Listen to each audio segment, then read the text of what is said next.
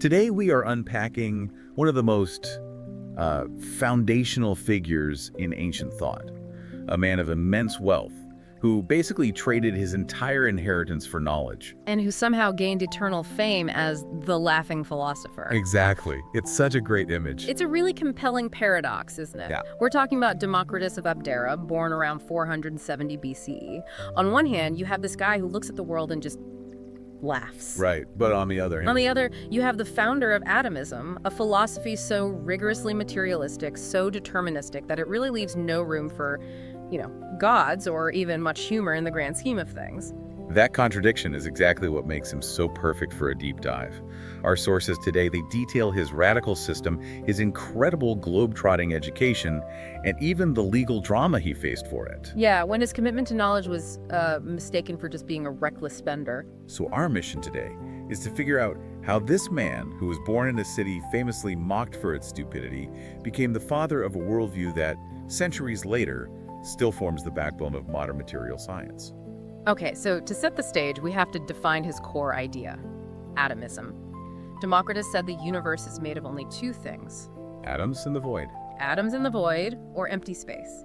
The atoms, the word is atomos, which means uncuttable or indivisible. They're infinite, eternal, and they only differ in shape, size, and how they're arranged. So all change, everything we see, is just atoms moving around. It's just the mechanical collision, the union, and then the eventual dissociation of these atoms in this endless vacuum. That's it. It just completely strips away all the mysticism, all the divine intervention. It's a purely clockwork universe. And before we get into how he got there, we have to talk about that historical joke. He came from Abdera. What was the deal with his hometown? Abdera was, it was the ancient world's punchline. Oh yeah, it had this reputation for just terminal stupidity. It was the place where, intellectual curiosity went to die. Roman writers like Cicero just loved to make jokes about Abderans. So the irony is that the man with this incredibly rigorous logical theory comes from the supposed capital of simple-mindedness. The irony is profound. It must have made his brilliance all the more shocking to his contemporaries. Okay, so let's unpack his education, because the origin story here is startlingly international. It's not the typical Greek story. Not at all. It starts with his father, Democritus, who was extremely wealthy. He lived right near the coast, and when the huge Persian army under King Xerxes was retreating... In disgrace, right, after being beaten by the Greeks. In total disgrace, yeah. They paused in Abdera, and Democritus showed the defeated king just incredible hospitality, over the top, really. And Xerxes' thank you gift wasn't gold, it was scholars. Exactly, intellectual capital. Xerxes left behind a group of his Eastern wise men magi and Chaldeans. These weren't just philosophers, they were the keepers of Babylonian and Persian astronomy and mathematics. So they became his first teachers. His first and most formative teachers. It gave him this immediate grounding in non-Greek, highly meticulous observational science. Some historians even link this Persian upbringing to his later ideas, suggesting the whole concept of infinite particles might have been influenced by older Phoenician thought. So he starts with this Eastern cosmology, but the really crucial transition happens when he meets his Greek mentor, Leucippus. Leucippus was the catalyst. He took an old philosophical problem and just shattered it. Those are the problems. Well, the earlier Greek thinkers, the Eleatics, insisted that being was this unified single thing. They argued that not being or nothingness couldn't exist. Because if it existed, it wouldn't be nothing. Right. It's a real logical knot. And it meant that motion and change had to be illusions. A tough one to untie. It seemed impossible. Leucippus's radical move was to simply insist that not being must exist. The void, he said, is the necessary partner to being. It's the empty space that allows the atoms, which are being, to move and change and separate. And this is where the so-called Leucippus problem comes from, right? Where people started to wonder if he was even a real person. Yes, Yeah. exactly. Because he basically invented the idea of a necessary nothingness. The philosopher Epicurus later joked he was the non-existent philosopher.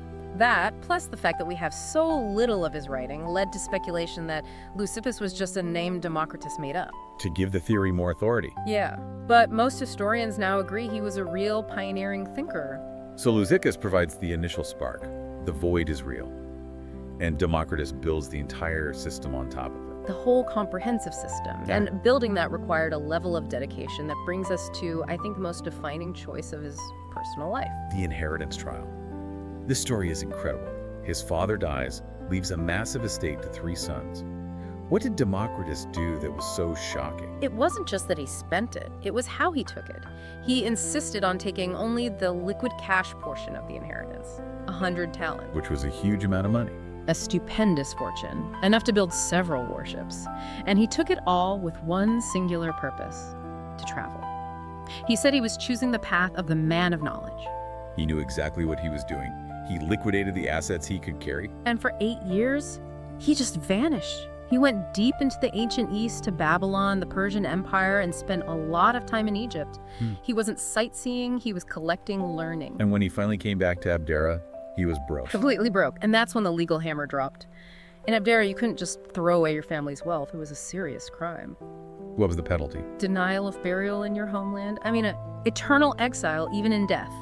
The city expected him to be a great merchant, and he returns a pauper. So how do you defend yourself against that? He can't just stand up and say, hey, I learned some cool stuff. He used his finished product as his defense. He did argue that his travels were an educational mission, that he learned from the wisest men alive, even the Egyptian Harpadonaps. The rope stretchers. The rope stretchers, yeah. The geometers who mastered land measurement. But his real defense, his mic drop moment, was just showing them what he'd created. He read his book, The Great World Order. He stood before the court and read a huge portion of it. Just imagine what those citizens heard. It wasn't just abstract philosophy. It was a comprehensive cosmology, meteorology, the origin of the world, all backed by precise measurements of foreign lands. So it was tangible proof. This is what your money bought. Exactly. He demonstrated the awe-inspiring power of the knowledge he had purchased.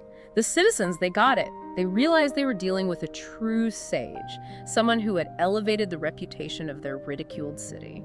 So they dropped the charges. They dropped the charges, gave him a reward of money that was more than he had spent, put up statues of him, and gave him the official titles of wisdom and patriot.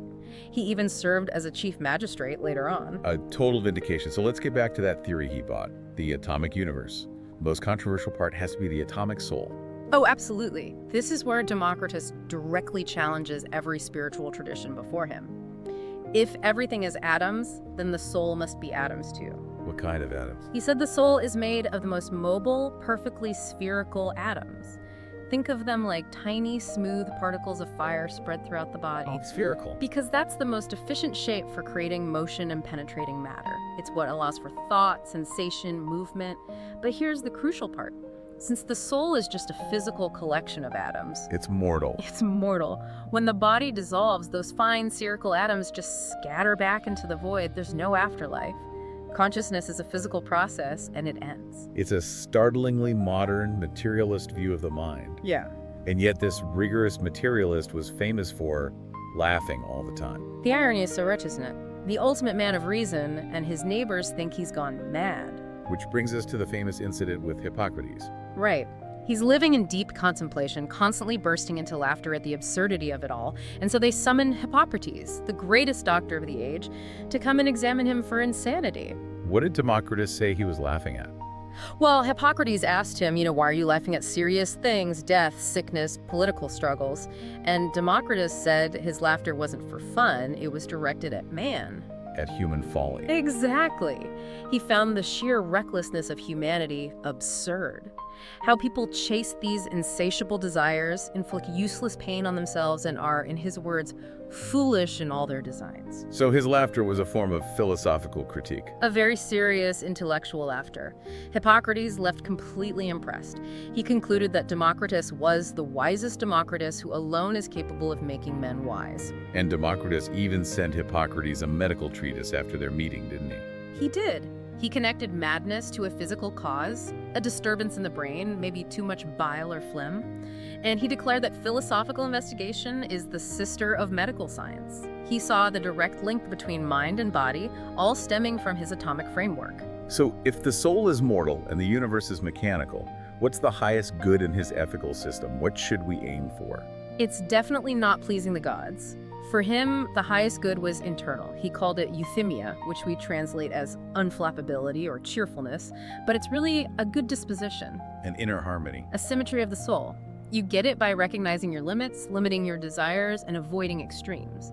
He famously said, "Not bodily forces and not money make people happy, but righteousness and comprehensive wisdom." He really prioritized the mind over everything else. Oh, absolutely. That's where we get that great line, "Man's physical beauty is somewhat brutish, unless intelligence is concealed beneath it." He was always fighting against superstition, insisting that reason and natural causes could explain everything. And politically, he was a staunch defender of democracy. A ferocious one. He saw it as fundamentally superior because it guaranteed personal liberty. He put it so clearly, "Poverty in democracy is as preferable to the so-called well-being of citizens under kings as freedom is better than slavery." So let's talk about the end of his very long life. Yeah. He lived to be over 100, and the legends are wild. They are definitely sensational. The most famous one is that he intentionally blinded himself. How? The myth says he used a concave bronze shield to focus a sunbeam into his own eyes. The reason being that he wanted to shut out sensory light to better focus his mind on pure intellectual truth. That's an incredible story of sacrifice, but it's not true, is it? No, Plutarch called it a myth. It probably came from his own philosophical idea of dark sensory knowledge versus clear rational knowledge. The reality is he likely just went blind from old age. But what's compelling is that he found that blindness did help him focus on abstract thought. And then there's the truly bizarre story of his death at 107. This is the perfect ending for him. The story goes, his sister was worried he would die during a 3-day religious festival, which would make the house ritually unclean. A major inconvenience. So Democritus, the ultimate pragmatist, supposedly prolonged his own life for 3 days just by continuously inhaling the scent of warm rolls. He used the material scent of food to delay the material dissolution of his soul atoms. Pretty much. He waited until the festival was over, put the rolls aside, and then died peacefully. What? It's just a spectacular legend. What a life. I mean, he proved that true knowledge requires this incredible investment and sacrifice. He preferred, one causal explanation over possessing the Persian throne. And his legacy shows that. Over 70 works on physics, math, rhetoric, medicine, even practical advice on planting vineyards. He was a true polymath. And that devotion to learning, it wasn't just for himself. Not at all. There's a story that he once paid 10,000 drachmas for a slave named Diagoras, just to educate him, because he saw the man's potential. He lived by his own words that neither art nor wisdom can be attained if they are not learned. So considering the price Democritus was willing to pay a fortune in 8 years of his life to get that wisdom, it leaves you with a pretty big question. It does. What knowledge or what singular pursuit would you sacrifice everything for right now? Join us and keep your curiosity well fed. Who knows? The next video might be exactly what you didn't know you needed.